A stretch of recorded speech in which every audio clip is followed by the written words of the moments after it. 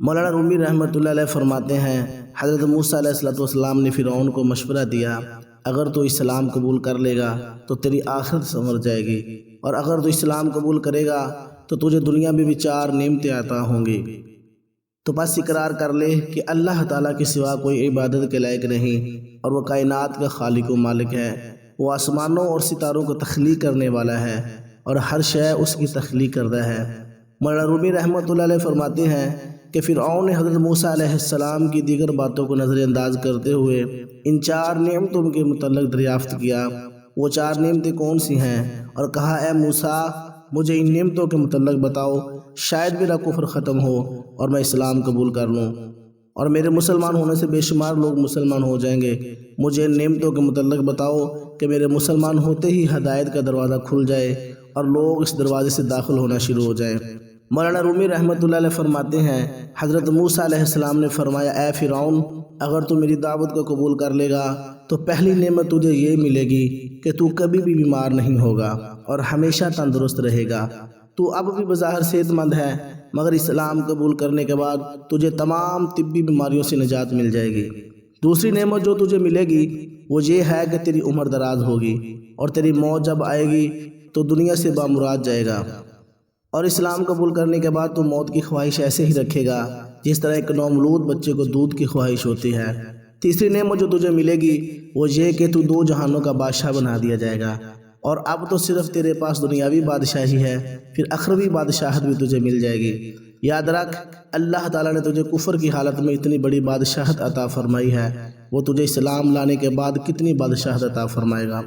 مولانا رومی رحمۃ اللہ علیہ فرماتے ہیں فرعون جو حضرت موسیٰ علیہ السلام کی باتوں کو ہمہ گوش ہو کر سن رہا تھا،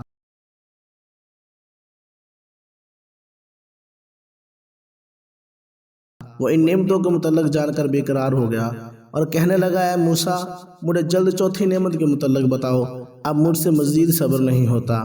حضرت موسیٰ علیہ السلام نے فرمایا، اسلام قبول کرنے کے بعد تیرے بال بھی سفید نہیں ہوں گے اور تو ہمیشہ جوان رہے گا۔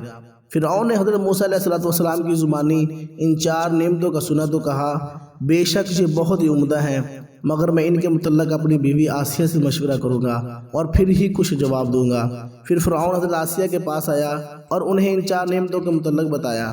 حضرت آسیہ نے فرمایا، اے فرعون، تجھے دعوت حق قبول کرنے میں تاخیر نہیں کرنی چاہیے، اور تو حضرت موسیٰ علیہ السلام کی بات مان لے۔ یہ 4 نعمتیں بہت قیمتی ہیں، اور اس سے قبل تو ضلالت میں مبتلا تھا، اب تو فخر میں مبتلا ہو جائے گا۔ تو اللہ تعالیٰ کا شکر ادا کر، کھیتی تیار ہو چکی اور فصل منافع بخش ہے، اس سے قبل تیرا وقت فضولیات میں بسر ہوتا تھا، اور اب جو نعمت تجھے مل رہی ہے وہ بہت عمدہ ہے۔ مولانا رومی رحمۃ اللہ علیہ فرماتے ہیں حضرت آسیہ نے فرعون سے کہا، تو اس دعوت کو قبول کر لے اور متکبر نہ ہو، اور نفس کی پیروی ترک کر کے اس نعمت عظمیٰ سے مشرف ہو جا، اور تخیر کی بجائے اس دعوت کو فوراً قبول کر کے خود کو بازار عشق میں فروخت کر دے۔ مولانا رومی رحمۃ اللہ علیہ فرماتے ہیں فرعون نے حضرت آسیہ کی بات پر بھی پس و پیش سے کام لیا اور کہنے لگا، میں اپنے وزیر حامان سے مشورہ کروں گا، اور وہ مجھے جو مشورہ دے گا میں اسے قبول کروں گا۔ حضرت آسیہ نے فرمایا، تم حامان سے مشورہ نہ کرو کہ نااہل سے مشورہ کرنا دانائی نہیں ہے۔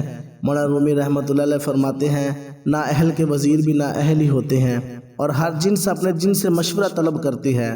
فرعون نے حامان سے مشورہ کیا، اور حامان نے کہا، موسیٰ کو جرأت کیسے ہوئی کہ وہ فرعون جیسے بادشاہ کو یوں دعوت دیتا پھرے؟ پھر حامان نے فرعون کو حضرت موسیٰ علیہ السلام کے خلاف بھڑکایا اور کہا، دنیا تیرا حکم مانتی ہے، اور تیری حکومت دور تک پھیلی ہوئی ہے، اور لوگ تجھے خراج دیتے ہیں، تجھے سجدہ کرتے ہیں، اور اے فرعون، تو خود موسیٰ علیہ السلام کا غلام بننا چاہتا ہے۔ اے فرعون، تو موسیٰ کی بات نہ مان کہ تجھے رسوائی کے سوا کچھ نہیں ملے گا، اور تو بادشاہ سے غلام ہو جائے گا، اور وہ غلام سے بادشاہ بن جائے گا۔ اگر تو نے موسیٰ علیہ السلام کی دعوت قبول کرنی ہے تو پہلے مجھے قتل کروا دے کہ میں تیری ضلالت برداشت نہیں کر سکتا۔